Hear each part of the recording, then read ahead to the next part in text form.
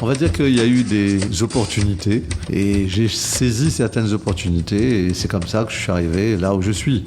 Et dites-moi, ça vous dit de faire connaissance avec Aziz Patel du comité Miss Réunion ? Je suis issu d'une famille modeste, contrairement peut-être à ce que les gens pensent. Mon père était employé de commerce, donc il a fallu travailler. Travailler pour s'en sortir, mais la passion, la vraie passion, Aziz Patel ne l'a trouvée que dans le journalisme. Donc j'étais le journaliste qui couvrait tous les événements consacrés à la mode, aux élections de Miss, etc. Et voilà que plusieurs années plus tard, ce journaliste orchestre le concours de beauté le plus attendu chaque année dans l'île. Si tu veux en savoir plus sur son parcours, je t'invite à écouter l'intégralité de cette interview.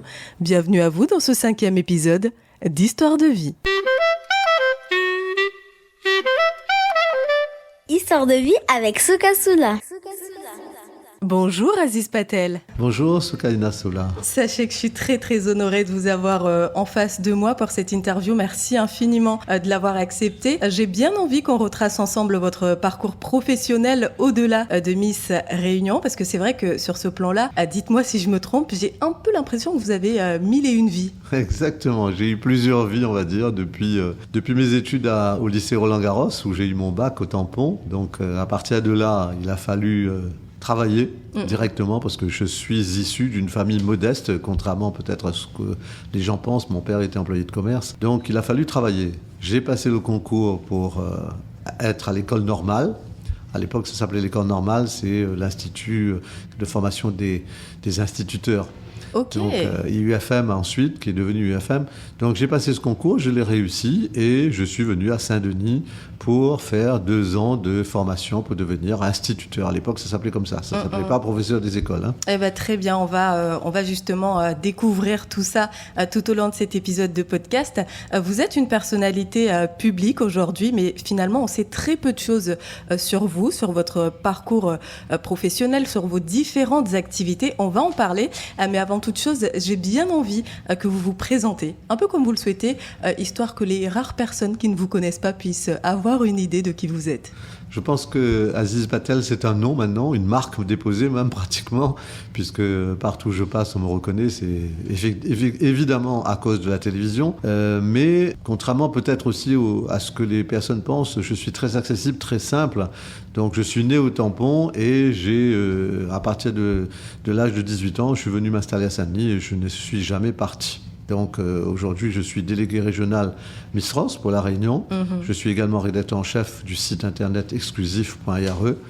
Et voilà ce que je peux vous dire à mon sujet. L'univers de la beauté, c'est quelque chose qui vous a toujours intéressé depuis tout jeune, ou vous vous êtes retrouvé dedans un peu par hasard ? Un peu par hasard. En 1984, le magazine Télé 7 jours Réunion cherchait un pigiste pour travailler. Et moi, j'avais vraiment cette envie de devenir journaliste depuis très jeune. Mais je n'ai pas pu le faire. Donc, j'ai commencé à faire des rubriques sport, ensuite automobile, ensuite on m'a donné la mode. Donc, c'est comme ça qu'au fur et à mesure, je me suis intéressé au monde de la beauté et de la mode.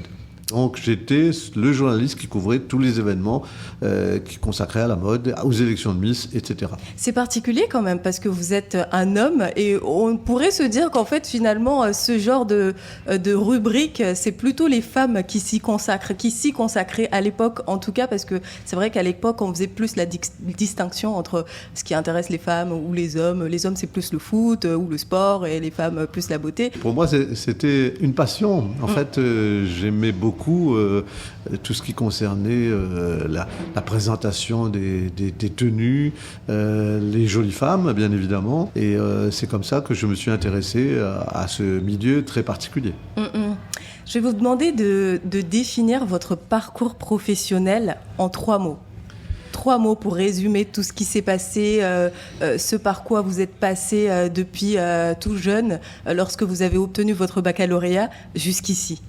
Alors, j'ai été instituteur, ensuite moniteur auto-école et ensuite journaliste. Ok, ce sont les 3 mots que vous choisissez. Ouais, instituteur, journaliste et moniteur d'auto-école. À quoi ressemblait votre vie avant Miss Réunion, avant que vous ne preniez la tête de Miss Réunion? C'était beaucoup plus calme, on va dire. Beaucoup moins médiatisé, c'est surtout ça. C'est sûr. Voilà, donc Miss Réunion, à partir du moment où j'ai commencé à le faire, je suis devenu une personnalité publique. Donc forcément très médiatisé, très demandé un peu partout. Donc c'est vrai que s'il fallait recommencer, je ne suis pas sûr que je recommencerais comme ça. Ah bon? Oui, parce qu'on dit toujours, pour vivre heureux, vivant caché. Tout à fait. C'est vrai que je ne suis pas totalement opposée à ce courant de pensée. Comment vous avez vécu cette médiatisation, justement? Ce n'était pas évident au début, parce qu'on fait face à beaucoup de critiques, à beaucoup de commentaires, et il faut être préparé. Je ne l'étais pas, donc il a fallu encaisser pas mal de coups, et ensuite je me suis blindé. Donc à partir du moment où on se blinde, c'est fini. On n'est pas, disons, soumis aux critiques et aux commentaires inutiles. Vous avez quel âge à ce moment-là? C'était en 1994, j'ai commencé à prendre Miss Réunion. J'avais une trentaine d'années, oui. Une trentaine d'années? Ouais, c'est pas mal d'années quand même au sein du comité. 30 ans, ça fait 30 justement. ans déjà. L'année dernière, on a fêté nos 30 ans. C'est fou.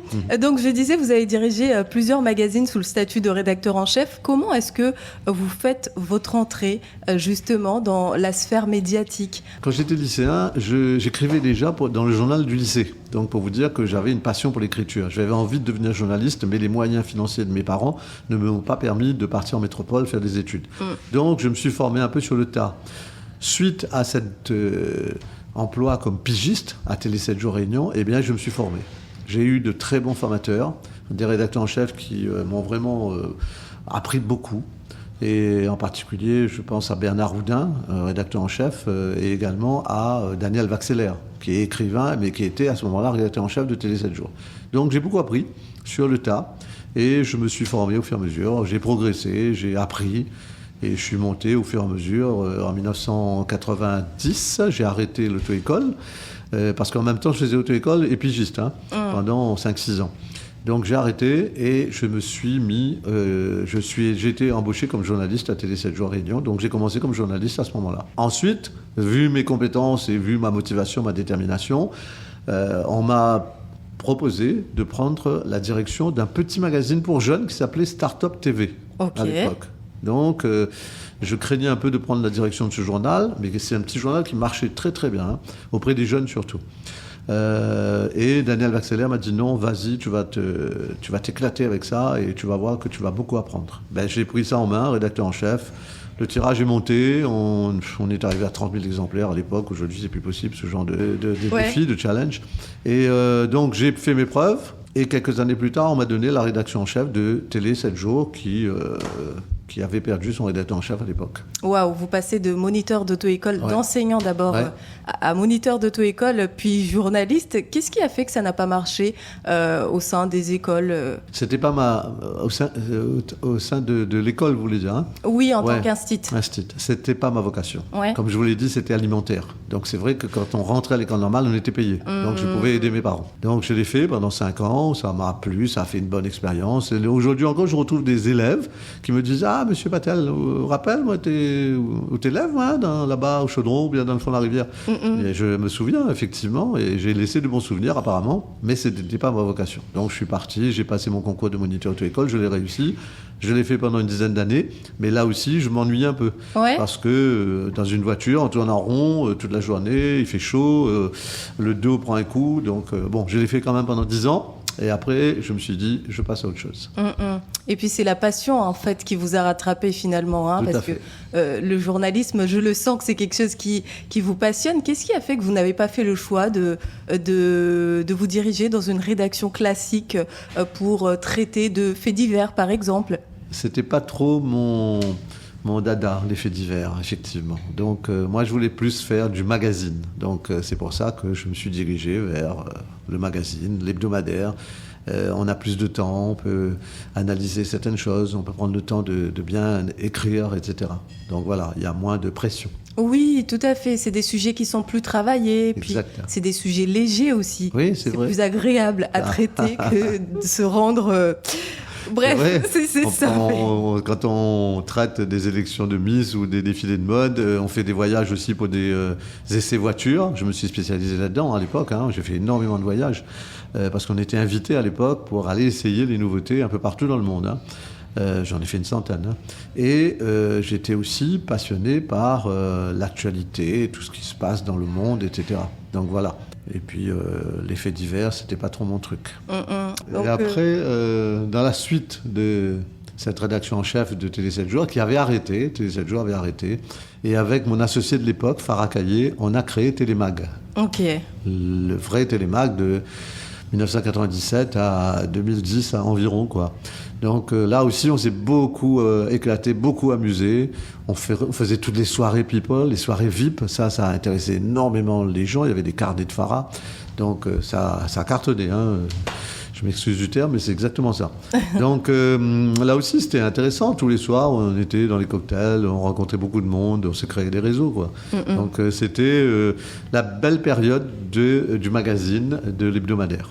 Ok, donc c'était quoi? C'était Télémag, c'est Télémag, ça? ouais. Télémag, oui, je connais parfaitement Ouais. le magazine Télémag. Cette mag, ça n'a rien à voir? Alors non, parce qu'après, une fois que moi j'ai quitté Télémag, 2 ou 3 ans après, j'ai ouvert mon propre magazine qui s'appelait 7 Magazine. Ah, ça c'est intéressant. Magazine Comment on Réunion. ouvre son propre magazine? C'était une période où je me disais, bon, il fallait que je sois mon propre patron, ma propre entreprise. Donc je l'ai fait. 2012, je crois, oui, donc cette année-là. On a fait 7 magazines qui a duré quand même 5 ans. Mais c'était le moment où la presse papier, d'une manière générale, commençait à baisser. L'arrivée des réseaux sociaux a tout chamboulé, a fait bouger les lignes. Donc 7 magazines Réunion, c'était bien, une belle aventure pendant 5 ans. Mais au bout de 5 ans, on a vu que ce n'était plus rentable. Ouais. Donc ça y est, on a arrêté. Et puis voilà, et j'ai créé un site internet qui s'appelle exclusif.re. Et comment vous le créez? Non, j'ai bien envie qu'on s'arrête sur le comment on crée un magazine. Histoire que si par exemple quelqu'un qui nous écoute et qui a envie de créer son propre magazine, même si bon, la presse écrite est un peu... en ce moment, c'est un peu compliqué. Comment on fait? On s'y prend comment? Alors comme j'avais l'expérience des hebdomadaires, donc j'ai voulu faire un hebdomadaire à peu près identique, on va dire. Donc j'avais quand même cette expérience. Comment on s'y prend? On cherche, on recrute des journalistes, on recrute des PAO, des gens qui mettent en page, etc. On met en place un service de distribution, on sous-traite. Donc c'est très complexe à mettre en place. Mais comme j'avais quand même une belle expérience en la matière, ça s'est fait en quelques mois. Donc il faut un investissement, évidemment. Trouver un local, et après avec l'équipe, c'était parti, on a commencé et on a quand même bien réussi pendant quelques années. Et la dernière année, évidemment, c'était compliqué, donc on avait décidé d'arrêter. Et c'est un magazine qui était beaucoup lu par les Réunionnais? Oui, cette magazine a eu très bel impact, avec pareil, j'ai pris la même recette, c'est-à-dire les soirées, les jeunes femmes qui aiment bien parler d'elles, les portraits, les people. Ça, c'est un sujet qui intéresse toujours les gens. Donc oui, ça. Et puis la télévision, puisque c'était un programme de télé. À l'époque, c'était un programme de télé. Aujourd'hui, les gens n'ont plus besoin d'un magazine pour connaître le programme du soir. Tout est sur Internet. Ce n'est plus devenu un acte d'achat. Acheter un magazine pour avoir le programme de télé. C'est fini, ça. Donc c'est vrai que nous on a arrêté et tout. Après il y a quelqu'un qui a repris, qui a refait un magazine, mais on voit bien que ce n'est plus du tout comme avant. Ouais. Et comment vous le voyez tout ça, ce changement qui a dû être brutal pour vous, professionnels du secteur? Oui, c'est vrai que ça a été brutal parce que du jour au lendemain on s'est dit ce n'est plus du tout comme avant. Il a fallu s'adapter. En fait il aurait fallu prendre en route le changement de la médiatisation de ce qui se passait. Donc c'était les réseaux sociaux. Je pense que là-dessus, on a raté peut-être une marche. Il aurait fallu le faire plus tôt. Certains s'y sont mis assez tôt, ils n'ont pas regretté. Nous, on a pris trop de temps pour se mettre sur les réseaux sociaux. On pensait que le magazine papier allait toujours continuer à fonctionner, alors que ce n'était pas le cas. Donc, on a pris du retard et c'était impossible de rattraper. Bah ouais, c'est vrai que c'est compliqué. Les gens veulent l'immédiateté. C'est exactement le mot que je cherchais. Ça se passe sur le téléphone. On a tout ce dont on a besoin, une information qui vient de tomber, tu l'as tout de suite et ça laisse plus trop de place aux sujets bien traités, au papier. D'ailleurs, tous les magazines ou tous les journaux papier se remettent en question et font un complément entre les réseaux sociaux, l'Internet et le papier. Donc, c'est ce qui se passe avec le quotidien actuellement. Bien sûr. C'est ce qui se passe avec tous les magazines. Le GIR qui a cliqué à nous et qui fait clairement des sujets un peu du style combini, brut. Donc oui, on s'adapte parce que le papier... mais ça fait des années quand même qu'on dit que le papier va disparaître. Et pourtant, il y a encore des personnes, des Réunionnais qui sont attachés à ce papier. Oui, il y a encore des Réunionnais qui sont attachés, qui achètent, parce que c'est vrai que de voir une photo sur un papier et de voir une photo sur le téléphone, ce n'est pas tout à fait la même chose. Mais c'est vrai que ça fait des années qu'on dit ça. Je pense que le papier ne disparaîtra pas. Le papier va devoir s'adapter aux nouveaux consommateurs d'informations. Il faut faire le tri. Il faut donner aux lecteurs ce qu'ils attendent de voir en papier. Mais ça va diminuer, c'est certain. Il faut compléter avec l'Internet, avec Facebook, Instagram, etc. Et surtout, je crois qu'il faut se spécialiser. La presse spécialisée a encore de beaux jours devant elle. Du style Paris Match qui axe tout sur les photos, etc., du style économique, mode, etc. Ça devrait continuer à perdurer. Et exclusif.re, c'est quoi exactement comme concept? Alors, exclusif.re, ce n'est pas l'info.re, ce n'est pas que nous. Attention, nous, on est une petite équipe, on n'est pas là tous les jours pour alimenter le site. Okay. C'est une vitrine pour moi. Ça permet de rester dans le milieu des médias, de prendre part aux événementiels. Donc, d'une manière générale, on suit tout ce qui est événementiel. Nous, on ne va pas suivre tout ce qui concerne la visite du ministre, etc. Les soirées, ça marche. Mais finalement, votre public ne serait pas trop intéressé par ça. Oui, exactement. Oui. Ce n'est pas du tout le public qu'on vise. Donc, les soirées people, les élections de Miss, les défilés de mode, les inaugurations. Oui, tout ce qu'on fait là, c'est vraiment l'événementiel. C'est ça qui est sur Exclusif. Et apparemment, ça fonctionne et ça monte bien au fur et à mesure. Et on n'a jamais acheté de fans sur les réseaux, donc ça fonctionne progressivement. Et on n'a pas besoin non plus d'en faire des tonnes. On n'est pas là pour concurrencer qui que ce soit à ce niveau-là. Aziz Patel, c'est une question qui me taraude depuis un petit moment. Elle est certainement maladroite. Je m'excuse d'avance. Est-ce que être délégué régional Miss Réunion, c'est un métier? Est-ce qu'on est sous contrat? Est-ce qu'on a un salaire? Est-ce qu'il y a une fiche de poste? Il y avait une fiche de poste à l'époque quand vous avez été recruté. C'est un métier, dites-nous. Alors, il y a un historique quand même. Miss Réunion, ça existait depuis des années. Il y avait une déléguée à l'époque régionale, Madame Paulette Baron-Coulier, qui a fait cette élection pendant des années et des années. Mais elle était d'origine mauricienne. Et en 1990, elle est partie. Elle a dit « je rentre à Maurice, c'est fini ». Et il n'y a plus eu de Miss Réunion de manière régulière. Il y a une personne qui a essayé de reprendre, qui a fait 2 ans, mais bon, ça se faisait soit dans des salons, soit dans discothèques, donc ça ne plaisait pas du tout à Madame de Fontenay. Et après, de 1992 à 1993, pendant 2 ans, il n'y a plus du tout de Miss Réunion. Donc, Madame de Fontenay, elle a pété un câble sous son chapeau, si je peux me permettre. Donc, elle n'était pas contente. Elle dit, il n'y a plus la Réunion. Alors que la Réunion, quand même, c'était une belle région qui apportait de jolies jeunes femmes à Miss oui, France. c'est clair. Ouais. Donc, elle a envoyé un émissaire à la Réunion, un chargé de mission, qui a rencontré 2 personnes, dont moi. Je ne sais pas, on lui a parlé de moi. Je faisais justement les élections de Miss. Je suivais tout ça.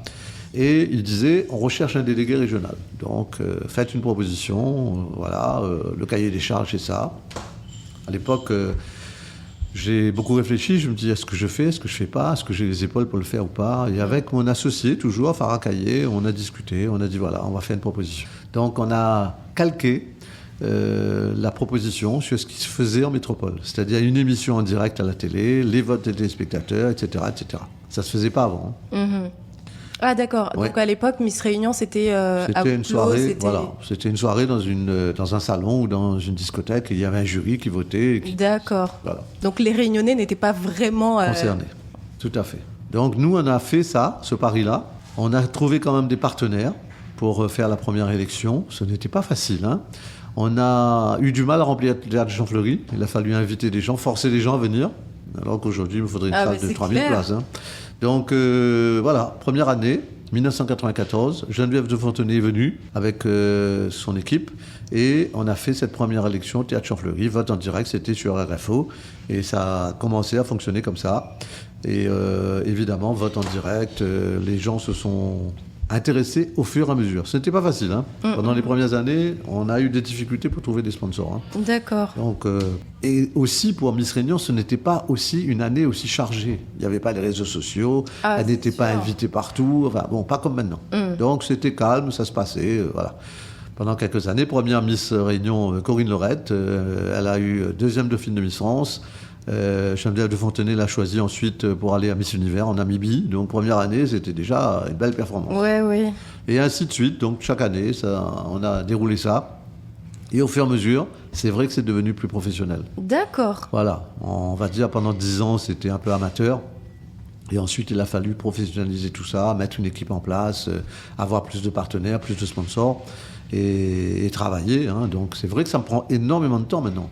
Donc c'est pas avec ça que je gagne des millions, mais ça me permet quand même de vivre, on va dire. Voilà. Mais donc aujourd'hui, vous qui êtes le président du comité Miss Réunion depuis 1994, voilà, c'est votre métier.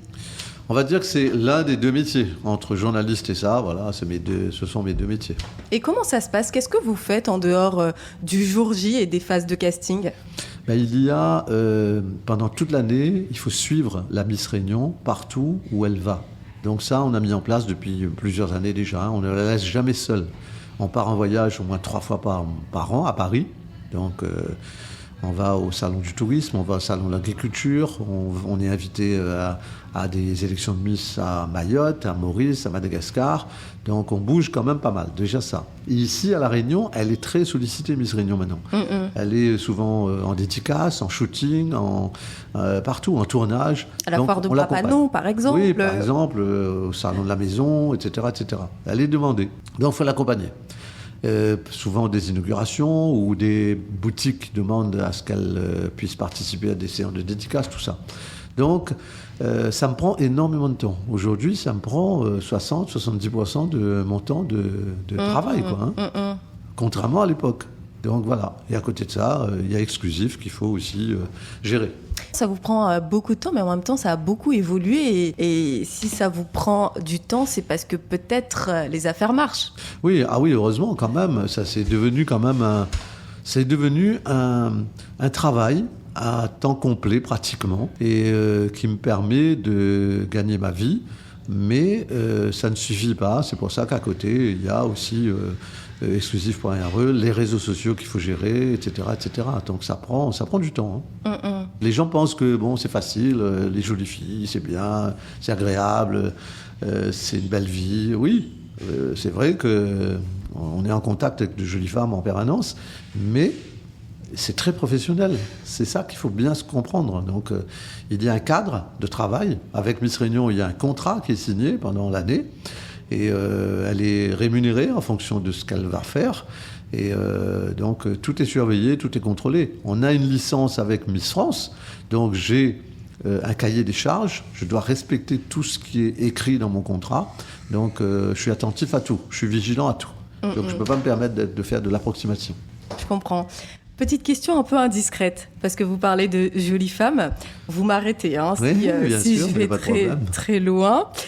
Vous avez une femme à l'époque quand vous commencez l'univers de la beauté ? Oui, bien sûr. Et comment elle le vit, le fait que son mari côtoie de jolies jeunes femmes avec de longues, jolies jambes J'ai mon épouse à l'époque qui avait tiqué un peu quand je lui ai dit je vais faire Miss Réunion, évidemment. Oui. C'est vrai qu'au début, elle a eu un peu de mal pendant les premières années à comprendre comment ça fonctionnait, quel était le cadre de travail, etc. Mais elle a appris Et elle a compris que c'était vraiment très professionnel et qu'il n'y avait aucun risque de dérapage ou de dérive à ce niveau-là. Parce qu'il y a une barrière, évidemment, entre ce que je fais en mon travail, moi, et les jeunes filles que je côtoie. Bien Donc, sûr. il n'y a jamais eu de problème à ce niveau-là.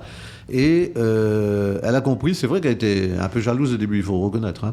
Mais aujourd'hui, elle sait que voilà, c'est un travail et ça me permet de gagner ma vie. Et puis, je pense qu'elle doit être encore plus belle que ces jeunes femmes. Exactement. Voilà, si vous l'avez choisie, c'est parce que sa beauté vous a illuminé. Tout à fait. Et elle est toujours là, à mes côtés. Donc, Depuis voilà. toutes ces années. Oui, toujours. Waouh, j'adore les histoires d'amour comme ça qui durent. Bon, j'ai bien envie qu'on se concentre maintenant sur l'élection en elle-même. Est-ce que, avec toutes ces années d'expérience, vous arrivez à voir durant la phase de casting qu'une jeune fille se démarque des autres, que celle-ci peut-être sera la future Miss Réunion? Pendant les castings, on détecte quand même celles qui ont du potentiel pour être Miss Réunion. C'est vrai, c'est vrai. Mais après, tout peut changer pendant la préparation. Parce qu'il n'y a pas que la beauté physique, il y a vraiment le caractère, le comportement, la motivation, la détermination, la personnalité. Ça, aujourd'hui, c'est très important. La communication. Donc, des fois, on se dit, bon, ben, c'est peut-être elle qui va gagner, mais au final, c'est pas elle qui gagne. Donc, c'est très compliqué de dire, dès le départ, il y a une telle qui va gagner. On voit que certaines ont plus de potentiel que d'autres. Mais certaines, qu'on n'avait pas vues au début, progressent au fil des mois. Et on se rend compte que finalement, c'était elle qu'il fallait qu'elle gagne, et elle a gagné. Donc c'est vrai. C'est vrai qu'on a vu l'évolution aussi des concours de beauté. À l'époque, on se disait, les élections de Miss, c'est juste sois belle et tais-toi. Mais aujourd'hui, on voit des jeunes femmes qui sont diplômées, ou pas forcément parce qu'elles sont très jeunes, mais qui en ont dans la tête, qui savent s'exprimer, qui ont de la prestance, qui occupent la scène. Et ça a beaucoup changé, en fait, finalement, parce que ces jeunes femmes prouvent qu'elles en ont dans la tête. C'est vrai, sois belle et tais-toi, ça existait pendant une époque, c'est vrai, il faut reconnaître. Mais au fil des années, ça a changé. Aujourd'hui, c'est fini, ça. Sois belle et tais-toi, c'est terminé. Les jeunes femmes s'expriment. Les jeunes femmes ont la parole. Qu'elles soient candidates à Miss Réunion ou qu'elles soient élues Miss Réunion. On leur dit toujours, vous avez des idées, exprimez-vous. Donc, il y a un cadre, bien sûr, à ne pas franchir, pas de messages de haine, de violence, etc. Mais elles s'expriment, elles parlent, elles veulent faire des choses, elles veulent s'engager. Et il y a un engagement de ces jeunes femmes. Et moi, je suis très heureux pour ça. On est là pour mettre en valeur la femme réunionnaise, ses qualités, son potentiel. Et je suis très heureux de voir comment le concours a évolué. Aujourd'hui, c'est vrai, une jeune femme qui arrive et qui n'a pas de discours, qui n'a pas d'idée, qui ne sait pas communiquer, elle n'a aucune chance d'être élue Miss Réunion. Ouais. Bah oui, c'est sûr, parce qu'on le voit de plus en plus, même les Miss France, c'est une personnalité qui se dégage. Moi, je me souviens de Vailama, oui. Voilà, vous voyez de qui je parle. Oui. Oui. Elle avait un sacré caractère quand même. Exactement. Elle s'imposait sur les plateaux télé. C'est ce qu'il faut. Elle n'avait pas peur de dire ce qu'elle pense et même de tacler certains journalistes qui essayaient un peu de la piéger. Vous briefez aussi ces Miss face aux médias, aux journalistes un peu requins? Oui, on les forme. On les forme pendant les mois de préparation et ensuite quand elle est élue Miss Réunion. On les forme, on leur explique, on leur donne des conseils parce que c'est important. Il y a toujours des journalistes qui cherchent un peu la petite bête. Donc elles ont de la répartie maintenant. Je trouve que les dernières Miss Réunion, là, elles ont beaucoup de répartie. Elles savent répondre aux journalistes et c'est très bien comme ça. Et puis c'est vrai que il faut que le niveau monte. Pourquoi ? Parce qu'en métropole, comme vous le dites, quand on va à Miss France, on voit le niveau des autres candidates et c'est vrai que le niveau est très élevé. Donc pour concurrencer ces jeunes filles et espérer avoir une place de Dauphine ou de Miss France, il faut vraiment avoir beaucoup de qualité. Tout à fait. Comment vous vivez la phase de transition ? Parce que c'est vrai que 30 ans, ça fait quand même... beaucoup, vous en avez vécu des choses au sein du comité. Il y a eu cette phase de transition où les réseaux sociaux se sont imposés d'un coup. Et donc, il ne fallait certainement plus faire les choses de la même manière. C'est-à-dire que la soirée Miss Réunion, elle est commentée, elle est très attendue déjà par tous les Réunionnais. Le moindre fait en direct est commenté sur Internet, sur Twitter, sur Facebook. On le voit, des photos, des captures d'écran. Comment vous vivez la phase de transition ?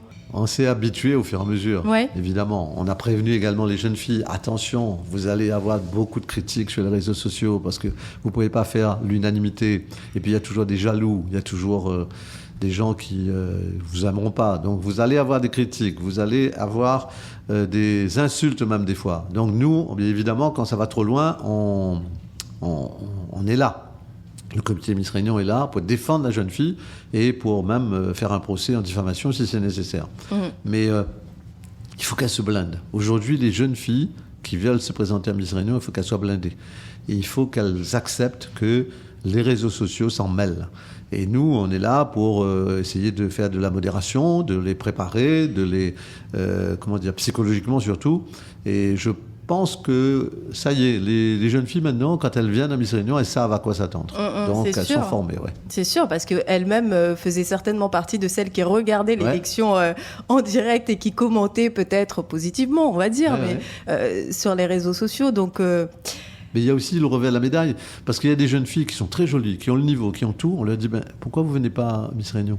Et elles nous répondent, si c'est pour avoir des critiques sur les réseaux sociaux, c'est pas la peine. Donc je ne viens pas, monsieur Patel. Donc voilà, c'est dommage. Bah oui, elles passent à côté certainement.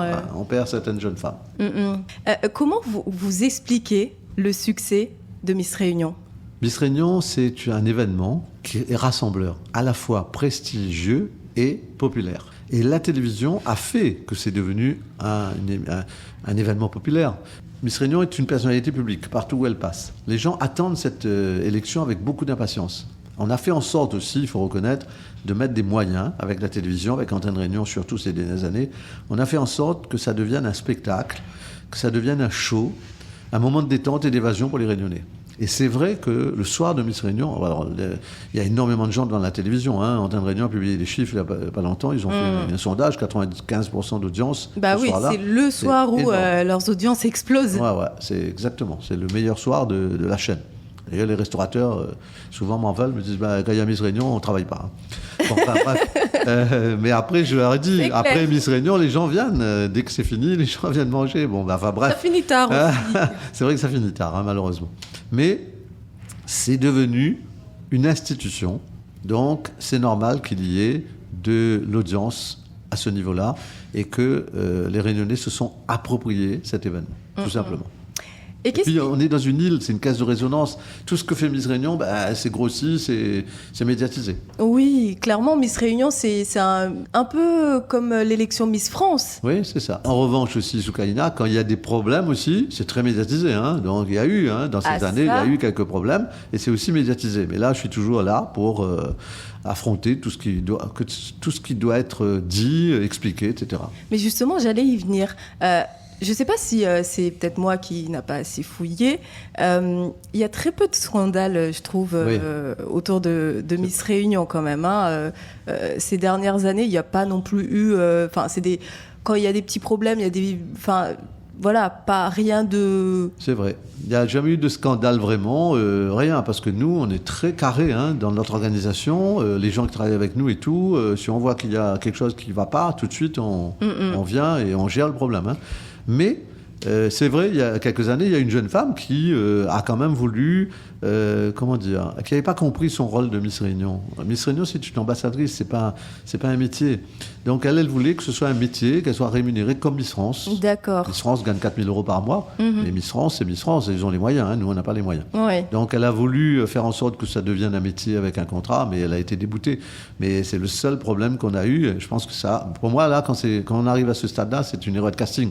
Dès le départ, on n'aurait pas dû choisir cette jeune fille. Mais bon, ça arrive, mais on est là pour se défendre et pour expliquer.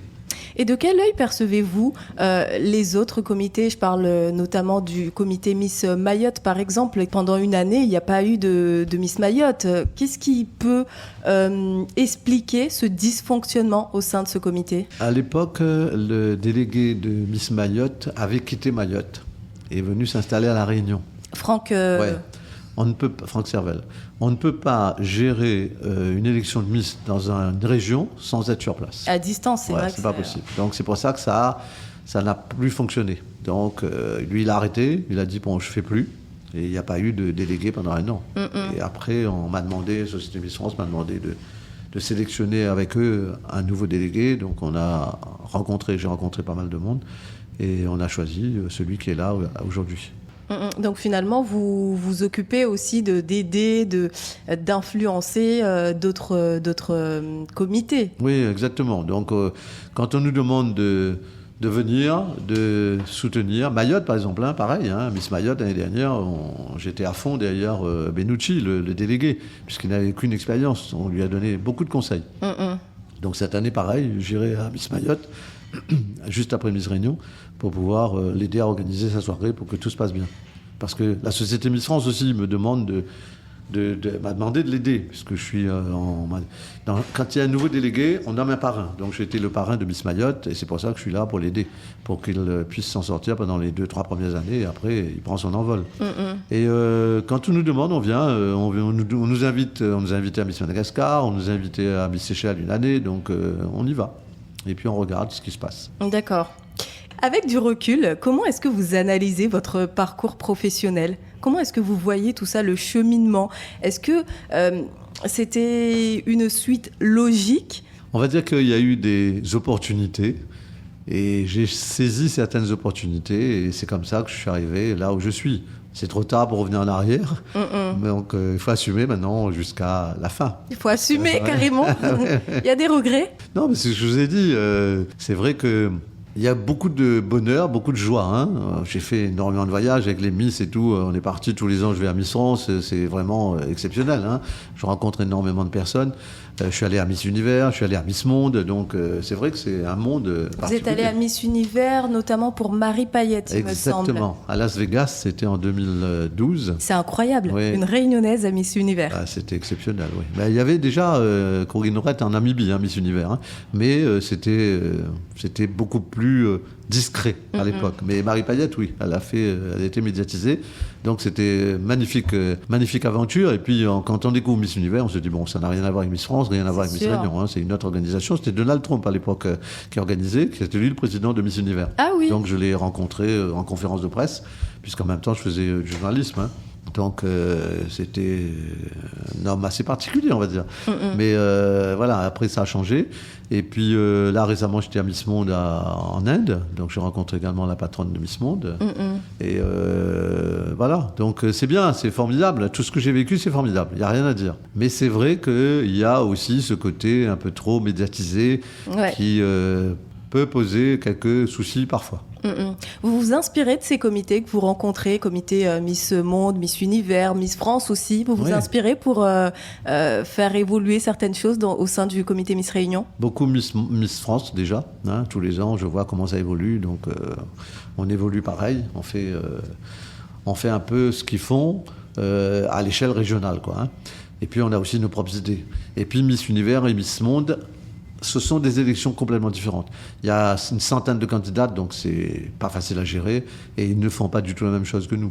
Donc eux, ça va très très vite, on passe de 100 à 40, ensuite on passe de 40 à 20, ensuite de 20 à 8, donc c'est pas du tout la même chose. Mais ça permet d'avoir quand même quelques idées sur certaines choses qu'ils font, oui. En toute franchise, Aziz Patel, comment est-ce que vous voyez, vous observez cette évolution ?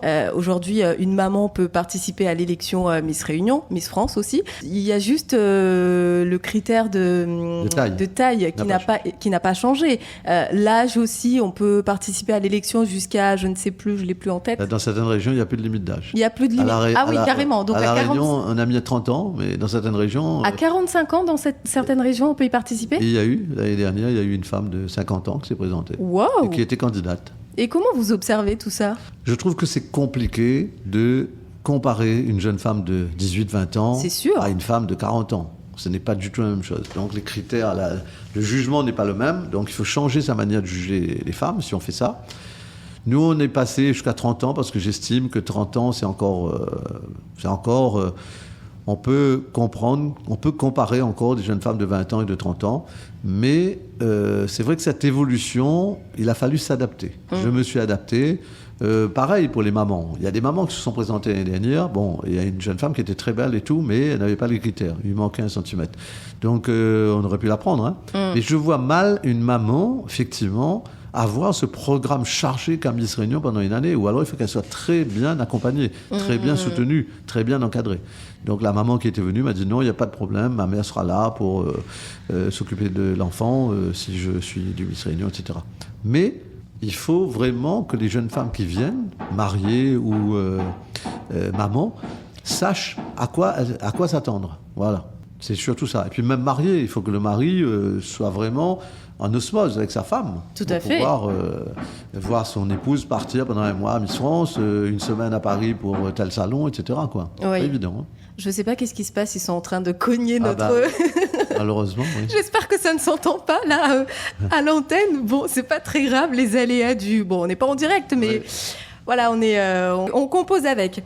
Ces évolutions de critères, est-ce que sincèrement, une maman ou une personne plutôt âgée qui participe à l'élection aura réellement ses chances? Est-ce que les membres du jury vont voter pour elle, ou bon, sur le papier, on accepte, mais le jour J, on sélectionne quand même sur les critères qu'on avait de base pour avoir des chances de remporter la couronne Miss France? Si c'est une très belle femme et qui a toutes les qualités requises, elle peut être élue, même si elle est maman ou mariée. Oui. D'accord, donc il n'y a pas du tout d'hypocrisie à ce niveau-là. À ce niveau-là, je suis clair, on ne regardera pas ça.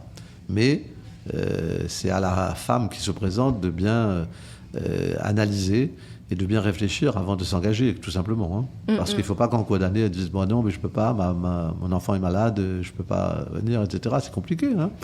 Mais non, là-dessus, il n'y a pas de discrimination. Il a fallu évoluer. Alexia Laroche-Joubert, qui était présidente de la Société Miss France, c'est elle qui a fait évoluer le règlement. Hein. Il a fallu évoluer par rapport à la société qui évolue. Donc aujourd'hui, on a dit plus de discrimination. Ok, moi je suis d'accord, plus de discrimination. Donc c'est ouvert à tout le monde. C'est ouvert aux jeunes femmes qui ont des tatouages, c'est ouvert aux jeunes femmes aux hommes qui sont devenus femmes. Il faut tout simplement être inscrite comme femme à l'état civil. Donc on ne cherche pas le passé. Donc tout ça, ça a permis de faire évoluer, de montrer que l'élection de Miss France s'est modernisée quand même. Après, nous, évidemment, quand les jeunes femmes viennent, on va regarder, nous, nos critères habituels, qui sont la beauté, bien sûr, l'élégance, la motivation, la personnalité. C'est ça qui nous importe. La taille, c'est dommage que la taille n'ait pas baissé un peu de 2 cm. Parce qu'il y a, là, par exemple, sur le premier casting qu'on a fait à Saint-Denis, il y a 7 jeunes femmes qui n'avaient pas la taille. Ouais. Elles pensaient avoir 1m70, mais elles faisaient 1m69, 109,5, etc. On ne peut pas. Ouais, c'est vrai que ce critère de taille, il freine beaucoup de femmes. Hein, À La Réunion, il y a de très jolies filles qui n'ont pas la taille, qui font 1m68, 69, mais très belles, hein, et qui ont le niveau. On ne peut pas les prendre.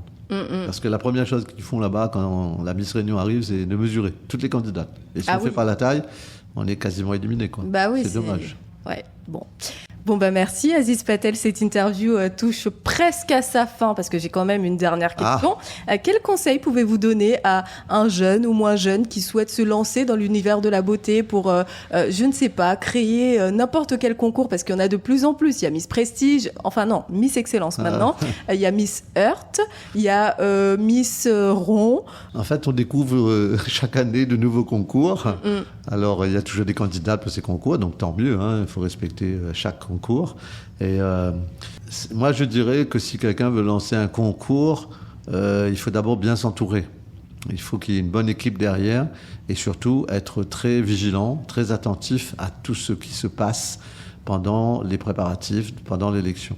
Donc, il ne faut pas se lancer comme ça, en disant je vais faire une élection de Miss, et puis c'est tout, quoi. Et puis, il faut avoir les moyens aussi, financiers, parce que ça coûte de l'argent. Faire Miss Réunion, ça coûte énormément d'argent. Les gens ne se rendent pas compte, mais si on n'avait pas des partenaires, des sponsors, on n'aurait jamais pu le faire. Donc, j'en profite justement pour remercier tous ceux qui nous suivent depuis des années et des années. Et puis, oui, pourquoi pas, mais il faut bien choisir l'élection. On ne peut pas faire n'importe quelle élection sur n'importe quel critère, quoi. Donc, si c'est pour faire un one-shot, bon, ça ne sert pas à grand-chose. Hein. Ouais. J'entends des fois Miss ceci, Miss cela. Je dis, mais ça sert à quoi ? C'est pour faire quoi ? Bon, il faut avoir un but après. Hein. Si on fait une élection, c'est pour aller plus loin, en métropole ou ailleurs, quoi. Ouais. Donc voilà, tous les conseils que je peux donner. chère Soukaina Soula.